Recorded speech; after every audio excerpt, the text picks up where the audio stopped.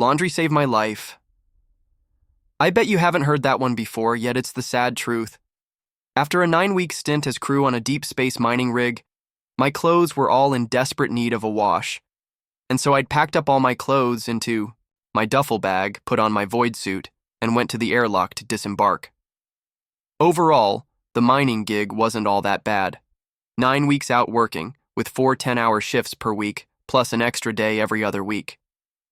As a maintenance engineer, I worked on station calibrating the mining lasers and drills. I was on station all the time instead of in the mines, didn't need to wear a void suit constantly, and as the majority of my work was on the computer, I was able to wear regular clothes most of the time, which was great, but only to a certain extent. As a deep space posting, water was a precious commodity. Doing laundry wasn't exactly something you can do. The best you got were the spray cleaners, which would use an aerosol spray to disinfect and dissolve grime, which would then be evaporated out by a quick blast of hot air. Needless to say, while your clothes would come out disinfected and clean. Enough to where it didn't get out the dirt which the sprays couldn't dissolve. Over time, your clothes would end up looking a bit grubby and feel a little itchy towards the end of your rotation, as you only had room in your quarters to bring about 10 days worth of clothing. This meant the first day back in civilization would be used doing laundry. I had one pair of sweats that was still in decent shape, and a sweater I hadn't worn much, so I nearly left the shuttle in that. But with all my underwear a bit of a wreck, there was a part of me that didn't like the idea of sitting in the laundromat in sweatpants without undies on. Sure, people probably wouldn't notice, but the idea of being a girl sitting around the laundromat without undies on didn't sit well. And while the sweats and sweater were in decent shape, all things considered, the truth is they really should be washed. So I decided to wear my void suit and put all my laundry through the wash. Void suits require you to be naked inside, but they have internal waste processing units, so you never need to take them off. It might seem a little weird to someone who hasn't been part of a spacer crew, but wearing a void suit is actually pretty convenient and comfortable, as they have complete temperature regulation, built-in tech and comms, and a bunch of other goodies. Plus, they have storage packs and built-in servos to help handle the extra weight. Mine was rated to handle the suit weight plus about 50 LEBs before I'd notice anything. In fact, most long-term spacers prefer wearing void suits almost all the time and buy extra sets of liners instead of clothes. So it wasn't like I'd stand out in the crowd. It turned out my decision to wash everything and use the void suit saved my life, though I didn't know it when I left the shuttle.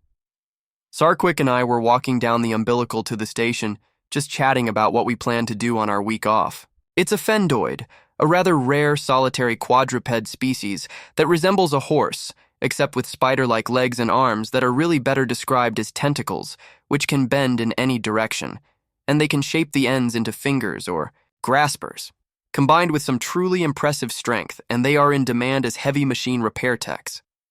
They don't have genders and a rather strange reproduction method. When they mate, they exchange genetic information so each of them end up pregnant, so they are both male and female at once and identify as it to make it easy for other species. They then go their separate ways to raise the children. While my first day on station would be spent doing laundry and shopping, it was heading to a private hollow suite to spend a few days in solitude to decompress from being around so many people recently. While being around 40-50 miners and crew is on the low end of comfortable for humans, it was tremendous overexposure for fendoids who are extreme introverts by nature. We were about halfway down the umbilical when the airlocks at both ends slammed shut. Then the unthinkable happened. It detached from the shuttle and started to move, exposing us to the vacuum of space. My void suit responded instantly, deploying the emergency plastic helmet around me and igniting my mag boots, rooting me to the deck. While the clamshell plastic around my head saved my life, my hair was a bit long and got caught in the seal at the back of my head thanks to the sudden vacuum. It held my head back uncomfortably, and if I tried to put my head forward some, hair would get yanked out. Sadly, it also meant the seal wasn't airtight, so I was treated to a hissing sound letting me know my air reserves wouldn't last nearly as long as expected. Sarquick wasn't so lucky. It was sucked to the end of the umbilical and was fighting, not just for air, but to hold its body against the shuttle and the inner wall of the umbilical to try to prevent getting sucked into space. I froze for a long moment in shock before I was able to flip the mag boots to minimum. Now able to move, I rushed down the umbilical to my crewmate. Grabbing the quadruped from behind its rear two legs, I yelled out to the suit's voice control, "Max mags now. Lock arms." I held my friend in horror, watching as the umbilical swung into open space. With the grav on the umbilical disabled, we were in 0G, and the mass of the poor fendoid was nothing to me in my arms, the poor sapient, having gone limp from shock. Behind me, the slow hiss of the air and heat escaping from my suit made me wonder how long until I lost consciousness. Comms. Call station control. Declare Class 1 emergency. Immediate medical required, I said, in a calm that shocked me. Inside, my brain, I was a mess of panic, so I guess it was just my spacer training that kicked in to make the call. Immediately, my emergency beacon lit up, bathing the now dark interior of the umbilical with a slowly pulsing red light. Umbilical disconnected with us in it. I'm in a void suit that's leaking.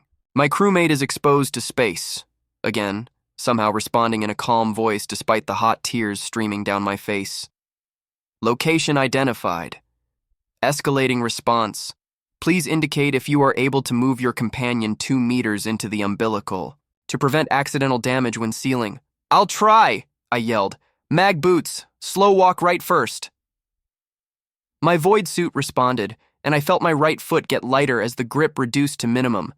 I shifted my right foot back, and it locked into place. I did the same with my left foot, and then again with my right. Just as I was about to take another step, the emergency AI spoke again. Seconds later, the umbilical was reattached to the shuttle, locked in place, and both the shuttle and station airlocks opened immediately. Normally, they'd slowly introduce atmosphere, but in a Class 1 emergency, they bypass all safeties. For me, it was a sudden gust of wind and a roar as air filled the umbilical. "We are turning on gravity to 1/4. Please slowly release your companion. Medical crew is nearly on site." I gently put my fellow crewmate down and went to its face to see if there were any signs of life. Unfortunately, there was no movement, and I slumped down, not knowing what to do. A few moments later, something flashed a light over me, and I realized there was a floating orb above me. Smooth white exterior with a blue circular light, it had red cross markings on either side. It was a standard emergency medscan bot with auto-triage functions. The sight made me relax a little, but I had no idea how Sarquick was doing. A few moments later, the medical team arrived with 2 hover sleds. Surprisingly enough, all 3 were humans and had medical void suits that didn't look all that different than mine, beyond being a light gray color with bright red crosses on their backs. Primary patient. Vitals critical. Administer 1,000 millimol. Oxysaline, push 10 per second. Heat blanket set to 20 Celsius, increase 1 per 30 to set point 32. Expedited return to medbay required. Secondary patient, psychological shock. Monitor and take to medbay for observation. Non-expedited, I heard the medbot say. After that, my brain just shut down a bit as one of the techs gently insisted that I get on a hover sled for the trip to medbay. From my vantage lying down, I saw the other 2 techs quickly lift Sarquick onto the other sled. It was a bit interesting to see the techs flip up safety bars from the sides of the hover sled and then fold out chairs for the techs to ride in. One was on the side so the tech could monitor the patient, and the second chair turned to face forwards, with a control stick on the right arm for the other tech to drive. As soon as the IV was started and a blanket put over my crewmate, they took off with a siren wailing. My trip to medbay was much slower at a walking pace. The tech was a guy from Mars and just chatted with me about random topics while he took me to medbay. When I said I would be fine walking, he simply apologized and told me that station regulations in an emergency required I be brought in on a hover sled. Overall, I had to admit the trip was relaxing, and the light conversation helped clear my mind. Once at medbay, I was taken into a private room where I was scanned again by a full med scanner and given a clean bill of health. I can't really say much about the visit. If you've seen one medbay, you've seen them all, and the staff was courteous and professional.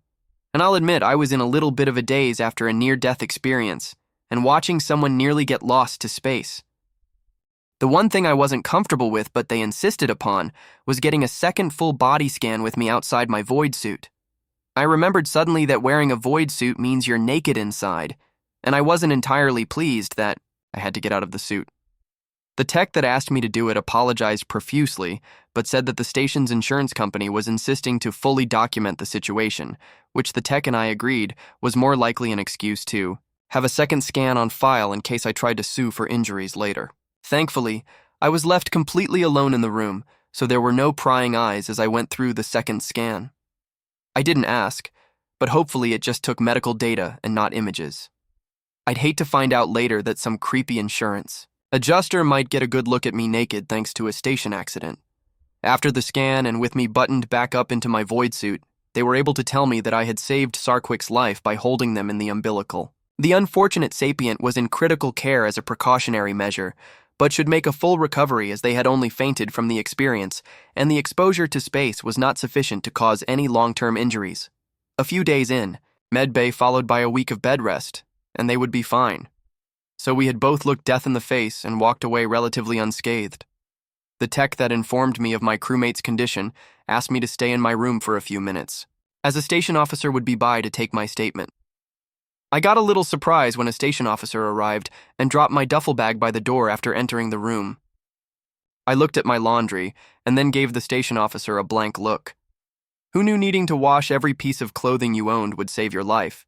Saved by dirty laundry. Much better than the alternative. Died while trying to get laundry. Done, I thought grimly.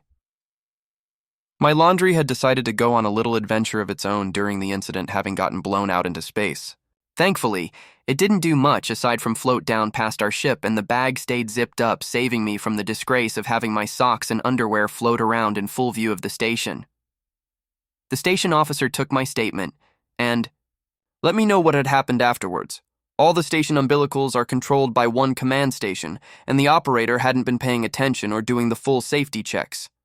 Our shuttle was using umbilical number 20, and a ship in Bay 2 was departing when we were disembarking. The operator didn't realize they had punched in the wrong umbilical number and started shifting ours without using the vid screen or sensors to confirm they were operating the umbilical in the correct bay, or to be sure the umbilical was empty. Of course, there would be legal action and I might get a little settlement, but we both knew that I'd likely not get much of anything as I was shaken, but not physically injured beyond a bit of pulled hair. Sarquick, on the other hand, would likely get something a bit more substantial. The operator was understandably facing charges of criminal negligence, and their spacer credentials would likely be permanently revoked due to the seriousness of the incident. The station officer then sent a copy of the preliminary report to my data crystal and arranged free transport to the planet's surface so I could get on with my leave. Or in this case, get on with my laundry so I can then have leave while wearing something clean and comfortable. Luckily, the laundromat wasn't far from the spaceport. The typical spacer bazaar was within walking distance, and the facility was located there instead of some back alley like so many others. I walked in, and there was a cleaning bot quietly humming as it made a slow lap of the facility. Definitely a good sign that the owner cared enough to keep the place clean, although it was a bit of a drag the place didn't have an attendant with drop-off service. Today, it would have been worth the credits to have someone else do my laundry. There was another spacer in the facility sitting in a chair facing one of the washers, although her attention was on her data pad, and she had oversized headphones on. I'm guessing not much of a chance for conversation there, but it was nice to not be entirely alone. A quick check on my infolink, and I realized that local time was a bit past midnight, so I was incredibly thankful the laundromat was still open. I went to the soap vending machine and got a bit of a shock, but a good one for once. 3 credits for soap and a decent name brand at that, rather than the usual 10 credits for unknown junk you'll find at most laundromats. The washer and dryer prices were a little higher than usual, but overall the place was well taken care of and clean. There were 10 washers and 12 dryers, which spoke well of the place. Washers always work faster than dryers. On a busy day, you always have at least one jerk that leaves their laundry in a dryer and doesn't return for hours, so having a few extra dryers was a nice touch. The vending machines were nicely stocked and priced cheap, though the bigger surprise was the owner had a handwritten list of local businesses that would deliver to the laundry. A few of them even offered very reasonably priced laundry specials if the list was accurate. Definitely an above-average place, all things considered, and I settled in to get my wash done. As my laundry started to spin around in the washer, I brought up the holoscreen on my void suit. I set the projector to have the display distance about 1.5 meters in front of my head and about 1 meter wide for a nice widescreen view, and patched my infolink into the local network to download and catch up on my messages. As expected, being out of range of an infolink for almost 2 standard months meant I had a pretty full inbox to go through. I skimmed through the subjects and senders with a few quick flicks of my fingers. My mother and my ex had both sent at least 1 message per day, with both of them having increasingly demanding subject lines as I hadn't responded. I set a background process for the suit AI to parse through those messages to see if they had anything interesting to say or if it was just all complaints that I wasn't sending messages back. I double-checked my sent messages folder and confirmed that I had warned each of them I would be out of touch for weeks while working at the mining rig no less than 3 times each. They never listened. The rest of the messages were from friends, and it also looked like there were some responses to job inquiries I had made. As much as the mining job was good pay, I was more interested in exploring the galaxy a bit, so I definitely would only do 1 or 2 more rotations mining before moving on to someplace new. A quick look saw more polite rejections than offers, but there were 2 that were requesting more information. I was about to take a closer look at those when an alert flashed up on my screen. Incoming message, government identifier, time sensitive, and acknowledgement of receipt required. That didn't seem good. All my certifications had been completed before I left Earth, and should be good for at least 3 years. While the notification said I had 24 hours to receive and affirm I had read the message, I decided to get it over with, and read it now. "Oh, for fuck's sake," I blurted out and groaned. The message was from the IRS, the Intergalactic Revenue Service. I was being informed that my tax return was being rejected for errors in filing, and I had 7 days to correct the filing or be subject to an audit. Failure to respond would mean all certifications and work visas would be immediately suspended. After the immediate shock wore off, I opened the attached explanation of rejection and groaned again.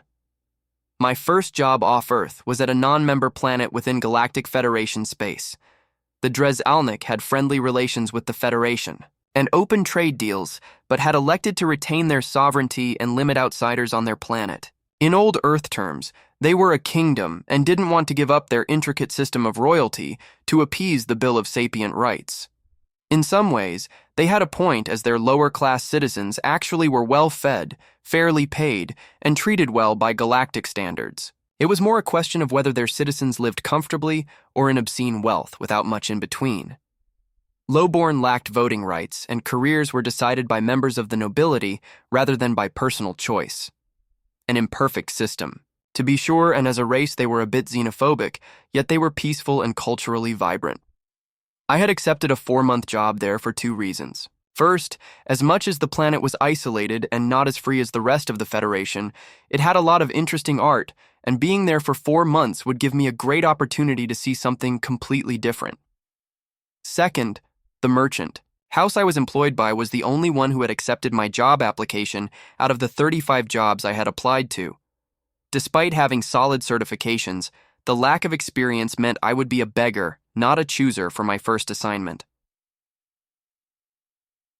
The pay was abysmal, but getting that first off-world job was what I needed to get things going. The job had been tough with longer working days than specified in the original job listing, but I stuck it out and got a favorable rating when done. Little did I know, but surviving an assignment with the Drezalnik was considered as valuable, as a few years' experience in regular spacer positions due to how difficult and fickle their race tends to be. So when I posted that I was available after completing the job, I started getting offers sent to my inbox rather than rejections. The problem with the IRS was my pay. They claimed I had misrepresented my earnings and included exchange rate calculations to show that I owed 3,000 credits in unpaid taxes, plus a 10% penalty for misreporting my earnings. The problem was the exchange rate, as I was paid in the local currency called Gultat, which I converted to standard galactic credits after finishing the job. They used the recent average, which was far higher than when I had worked for the Drezalnik. Little did I or anyone else know, but the Drezalnik created a toy that turned into an overnight sensation. It was sort of like when Pokemon came out on old Earth and became popular, except half the galaxy had children which got hooked on the toys. This meant the exchange rate had ballooned just 2 months after I had left the job, and converted my gultat to credits. In hindsight, if I had known what would happen, I would have held onto my gultat and made one heck of a killing. But nobody knew what was coming, so I simply converted to credits at the existing, rather pitiful exchange rate. At least the included IRS response form was short. Not that I really wanted to deal with this now, but I figured my life was already having an off day, having faced death and dirty laundry. Why not take care of the other certainty in life at the same time? This wouldn't be too terrible. Just fill out the response form and send it back to the IRS with the transaction information. From my bank showing that I converted my currency on the old exchange rates. Once verified, they should have no problems accepting my tax return as originally submitted. I was just annoyed they hadn't done the check themselves, as the IRS has full authority to query all bank transactions without a warrant. I opened up my infolink and connected to my bank and... "What the fuck?" I blurted out even louder than my previous profanity, earning a dirty look from the other woman doing laundry. I smiled apologetically at the woman and turned back to my hollow screen. I groaned as I took a quick look at things. A week after I had left for the mining rig, someone on Earth had tried to access my accounts. The bank was aware of my job, so they knew I was not only off Earth but also out of infolink range to process any transactions. From the look of the attempted transactions, it wasn't traditional identity theft. It looked like my ex had tried to buy some musical instruments, probably on the "I'll borrow some money from my ex and pay them back never" theory. And, being the idiot he was, he didn't realize that doing this while I was out of infolink range meant locking my bank account when I wouldn't be able to fix things before his next alimony payment was due. Thinking things through was never his strong suit. This whole trip to see the galaxy was actually because of that moron. A post-divorce trip to get out and clear my head as much as seeing new places and different civilizations. He had been amazing. When we met, guitarist of an up-and-coming band, a bit cocky and full of himself to be sure, but he was a great player, and you could just tell the band was going to make it big. Plus, unlike so many other musicians, he was the honest and faithful sort that wouldn't sleep with the groupies. We dated for a year, got married, and everything looked like we would go places. The band got a major recording deal, and that's when things started to fall apart. As talented as my ex was, he wasn't a writer. He was just a great musician who could play nearly anything you asked him to. As the band got bigger, his ego grew out of proportions. First came the complaints about the venues not stocking his favorite sodas when they played. Then he demanded writing credits on songs where his only real contributions were, "I think we should play this section a little faster," not really contributing to the lyrics or the melodies. Just suggestions on how to play things better, and his ideas more often clashed with the rest of the band than they were accepted.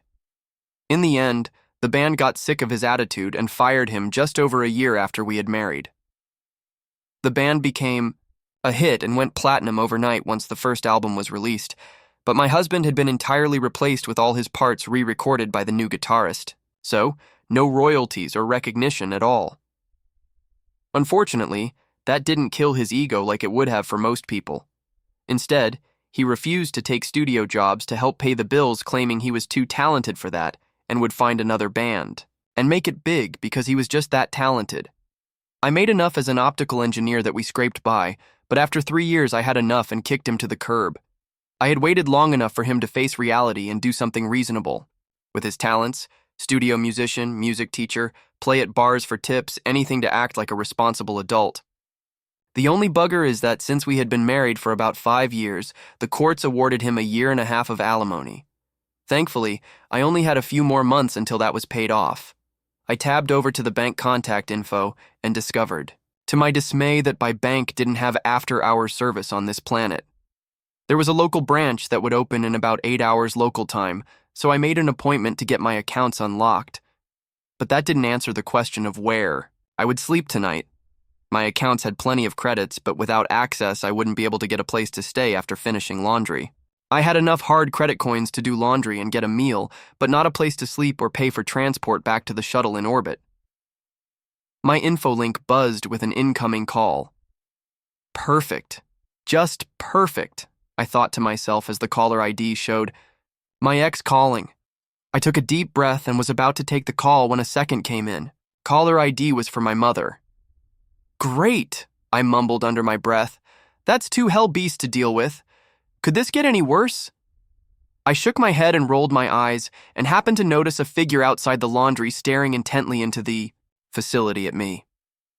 It was a feline sapient, bipedal with mottled brown and gray fur. The quintessential catgirls from space were a reality, not just some fictional thing. I didn't know much about the race and struggled for a moment to remember what they're called. Kajin. No, Kashinziki, I thought, as I met the unflinching gaze of the alien woman and instantly recalled the warnings from the Terran diplomatic corps. Of all the species in the galaxy, contact with this species was not recommended. Rare and looking like something straight out of anime or an anthropomorphic cartoon, only the female Kashinziki are ever encountered, which made them tempting. Targets for dating by human guys. Unfortunately, this race had a stranglehold on star drive technology and galaxy-wide permission to kill you if you did anything that offended them. Local authorities would look the other way if it was sanctioned by their elders. So the TDC made it abundantly clear that you should never touch the space kitties, and best practice was to entirely avoid them. Well, things do come in sets of 3. So it makes sense that I've now got a total of 3 hell beasts to deal with, I thought to myself after breaking eye contact with the Kashinziki. But get in line, kitty. After the day I've had, I'll take care of the hell beasts I know before the one I don't. After a moment of internal debate, I shut down my holoscreen and put in my earpiece to take my first call, hoping I had chosen the lesser of 2 evils. Hello, Mother. It's lovely to hear from you, I said with false perkiness. Tomorrow, I get to explore a new planet. Hopefully it will be a much better day that won't involve death, taxes, or dirty laundry. Or any hellbeasts. Enjoy next amazing story. Prologue. The beginning of the N2010 Tron Kreiser was only 5 when the fragile illusion of his world was shattered like glass under a boot. A small boy with storm gray eyes and unruly black hair, he still believed in bedtime stories and Saturday morning cartoons. He still called for his mother when thunder rattled the windows. But what happened one summer night would rip away every ounce of innocence he had left.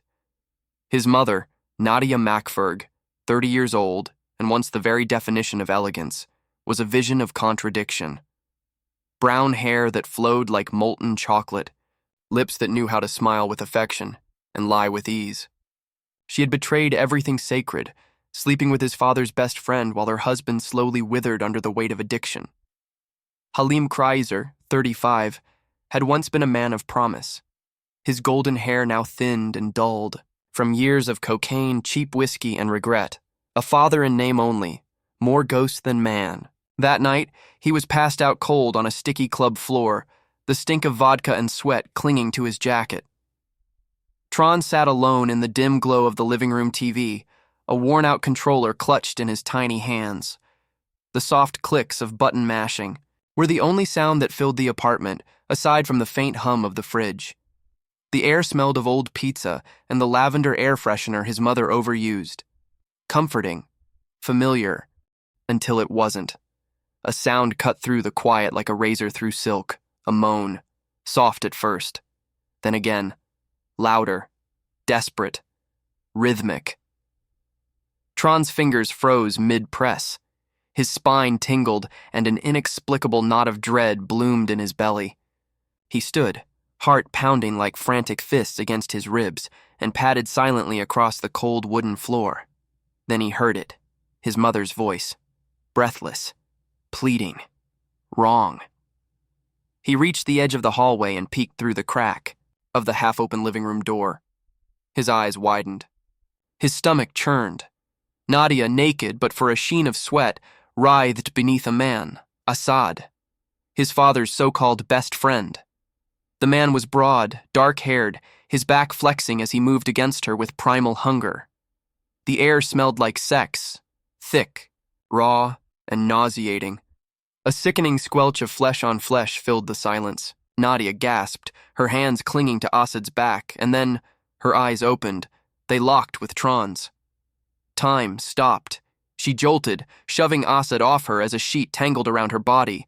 Her chest rose and fell rapidly. Assad spun around, half hard, and fully panicked, stumbling for his pants. Assad. Shit. We're caught. Tron's mouth hung open, the world tilted. His heart thundered so loudly in his ears he barely heard what came next. Nadia. Tron, forget what you saw, please. Just forget it. Her voice trembled, desperate but cold. Calculated. Assad. We have to kill him. If we let him live, we're as good as dead. The words, meant in panic, stabbed deeper than any knife. Tron's lips parted as he stumbled backward. Tron. I'll tell Dad everything. You're a bad mom. Nadia's eyes darkened. The kindness bled from her face, replaced by something twisted and unfamiliar. Nadia. You're right. The slap came without warning. A sharp, stinging sound cracked through the air as her palm struck his cheek. Tron stumbled, the world blurring through tears. His skin burned, but the ache in his chest was worse. Tron. Mom! Please! She didn't hear him. Or maybe she didn't care. Her expression was cold, hollow. She turned toward the kitchen. The soft pad of her feet against the linoleum floor was the loudest thing in the world. Then came the metallic hiss of a knife being pulled from the wooden block. Tron's legs wouldn't move. His small body trembled as Nadia stalked back into view, a kitchen knife in her grip. The blade gleamed under the light, cold steel promising only pain. She lunged. The knife plunged into his chest. Once, the pain hit like lightning, hot, blinding. Blood spurted from the wound, warm and sticky, soaking into his shirt, painting the white carpet crimson. Tron let out a strangled scream, more air than sound. Twice. The second stab knocked him to the floor. He lay on his side, gasping, tiny hands grasping at the blade as if that could undo the horror. His body went cold, limbs heavy, his vision tunneling. Tron. Mom, no. Outside, tires crunched against gravel. A voice called out, angry and confused. Evan. Tron? What the hell is going on? The front door burst open. Evan Kreiser, 33, fierce-eyed and battle-hardened, stood in the doorway, taking in the horror before him. Blood, a child, a knife, and Nadia. He didn't hesitate. He tackled her. The knife clattered to the floor, spinning away into shadow. Evan pinned Nadia, eyes wide with disbelief and rage. Evan. Nadia! What the hell are you doing? She didn't answer. Her face twisted into something feral. With a scream, she wrenched free and bolted for the back door, Assad from outside. Nadia, get in, now! Nadia didn't look back. Her bare feet slapped against concrete as she vanished into the night like a ghost, leaving nothing but blood and ruin in her wake. Evan dropped to his knees beside the boy. Tron's lips trembled. Blood pooled around him. Evan. Stay with me, kiddo. Don't close your eyes. He scooped Tron into his arms. The boy's body was limp, blood soaking through Evan's shirt, hot and sticky against his chest. His pulse fluttered weakly under Evan's fingers. He ran. Out the door. Into the car. He tried calling Halim. No answer. Again. Again. Static. Then, hours later, the call came in.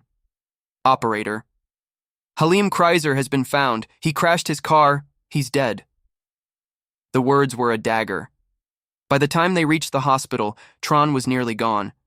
Nurses screamed for stretchers, bloodied sheets, scalpel trays clattering, the sterile smell of disinfectant mixed with iron and panic. Hours passed. Finally, a doctor appeared, pale, sweat-soaked, exhausted. Doctor, he'll live. The boy's tough. Real tough. Evan collapsed into a chair. Maury, his wife, Nadia's sister, sat nearby, her pale hands clutching Tron's small jacket as if it were a swaddled infant. Her dark hair clung to her cheeks, and her white skin looked almost translucent under the dim light. Her lips trembled, and her eyes, empty, wide with a mix of awe and sorrow, stared into nothing, shattered by grief. She had always dreamed of children, but fate had given her infertility. Until now, she didn't birth this boy, but he was hers now. Evan looked at her, and Maury met his eyes with a silent, tearful nod. Evan, we're adopting him. That's it. No debate. He took her hand. They were broken, but they would heal him. Somehow, but scars like these never vanish, and 1 month later, the world itself began to bleed, scene. The outbreak at Sareth Hospital. Location, Sareth Hospital, a military-run facility on the outskirts of what would later become the Genshain Safe Zone. Evan Kreiser's boots slammed against the sterile tiles of the hospital lobby, each step reverberating in the stillness. The buzz of the fluorescent lights overhead hummed incessantly, an irritating contrast to the tight knot of tension coiling in his chest. The air was stale, heavy with the scent of disinfectant and something faintly metallic that Evan couldn't quite place. His gaze flitted across the empty hallways, and an unsettling quiet clung to every corner. But his mind wasn't focused on the silence. It was on Tron. Evan had been away for a 3-week military trip, and in his absence, Tron had almost died. Stabbed by the very woman who had once given him life. Despite that, the kid was healing. Fast. Too fast. It was both a miracle and a curse. It left Evan with a fragile peace, but only for a moment. Sareth Hospital wasn't as bustling as the larger medical centers in the heart of the city. It was tucked away on the edge, operating under military command to accommodate soldiers who couldn't afford to wait in the civilian queues. It was meant to be a refuge, not a battlefield. Yet something in the air today felt wrong, off. The walls themselves seemed to vibrate with it. As Evan passed the nurses' station, he saw the staff moving with too much urgency, too quickly. Faces pale, conversations rushed and hushed, Evan muttering to himself, he should be awake by now. The head nurse, Irene, glanced up from her clipboard. Her knuckles were white, her lips pressed into a thin line of anxiety. Evan, how's he doing? Irene hesitated, a brief, dangerous moment of silence that set alarms ringing in Evan's mind. The hesitation spoke louder than words. Irene, vitals are stable. He's resting. But we've started seeing strange symptoms in other patients. People who should be healing are deteriorating, fast. Before he could respond, the intercom crackled to life, slicing through the air with a harsh, static-laden voice. Intercom voice, crackling. Attention all staff. Emergency Protocol 13 is now in effect. Medical teams report to Level 2 immediately. I repeat, Protocol 13 is now in effect. A low, throbbing alarm sounded immediately afterward, like a distant heartbeat that pulsed in time with the rising panic in Evan's chest. Every single person in the hallway froze, like prey sensing a predator nearby. Evan. What the hell is Protocol 13? Irene, barely above a whisper. We've never activated it before. It's for biohazard threats. Without another word, Evan turned on his heel and broke into a jog, his heart pounding in his throat. The hospital, his only refuge, was no longer safe. He reached Tron's room in a rush. He knocked once, then opened the door. The sight of Tron brought him up short. The kid was sitting upright, pale but awake, his hospital gown hanging loosely around him. Maury stood beside him, adjusting his IV stand. Her nurse's uniform was rumpled, stained with the remnants of sleepless nights and endless worry. Maury. He's improving, still weak, but he'll be back on his feet soon. Evan gave her a short nod, his eyes scanning the room. Then they locked, onto Tron, who managed a faint, wry smile. Tron. About time someone came to break me out of here. Evan. You're tougher than you look. His smile was faint, barely masking the weight of the worry in his eyes. Just like your old man. The smile faltered on Tron's face. Silence fell, thick and uncomfortable, before a loud crash echoed from the hallway, followed by a blood-curdling scream, long, agonizing, and abruptly cut short. Evan. Stay here. He didn't wait for a response. He bolted into the hallway, the chaos outside erupting like wildfire. A nurse was being torn apart by a patient, or something else. A creature. Blood splattered the walls, staining them red as the infected man snapped his jaw like a wild animal, its blackened eyes gleaming with a hunger that was all too human. More doors burst open. Patients stumbled out, twitching and snarling. Some foamed at the mouth, others convulsed violently, their bodies beginning to contort, changing before his eyes. Evan, shouting as he backed away, "Shit, it's spreading!" He ran back into the room. Inside, Maury was already trying to lift Tron from his bed, urgency in her movements. "Maury, we need to go, now!" The door slammed open behind her. A soldier, one of theirs, stumbled in, groaning, his eyes pitch black. The stench of decay was overpowering. Without hesitation, Evan tackled the soldier into the wall, driving his forearm into the man's throat, pinning him. The infected soldier lunged again, but Evan grabbed the pistol from his belt and fired a shot straight into the thing's skull. The crack of the shot rang in his ears, mixing with the distant snarls of the chaos unfolding. "Evan, move! Get him out of here!" Maury hesitated for a split second, terror freezing her in place, but then she grabbed Tron's arm, pulling him toward the exit. The hospital was coming apart, floor by floor, infected flooding in like a tidal wave. As they reached the emergency stairwell, a group of armored soldiers blocked their path, rifles aimed at them. Soldier 1, "Halt! You're coming with us!" Evan, "We have a wounded. He needs medical evacuation." Soldier 2, "No one's leaving. Orders are to extract survivors and contain the zone." Maury, "This isn't containment. It's a massacre." The soldiers didn't argue. They grabbed the trio, forcing them into an armored van and sealing the doors. Shut with a metallic thud. The world outside had become a nightmare. Fires licking the sky, distant screams, the sound of crashes and collapsing buildings. The van's interior was stifling, the air thick with the stench of sweat, fear, and the metallic tang of blood. Tron leaned against Maury's shoulder, shivering, his breath shallow, skin clammy with sweat. Evan sat across from them, his fists clenched so tightly his knuckles were white. His mind spun in 1,000 directions. He had faced death countless times in the field, but this was something else. This wasn't a war. This was an extinction.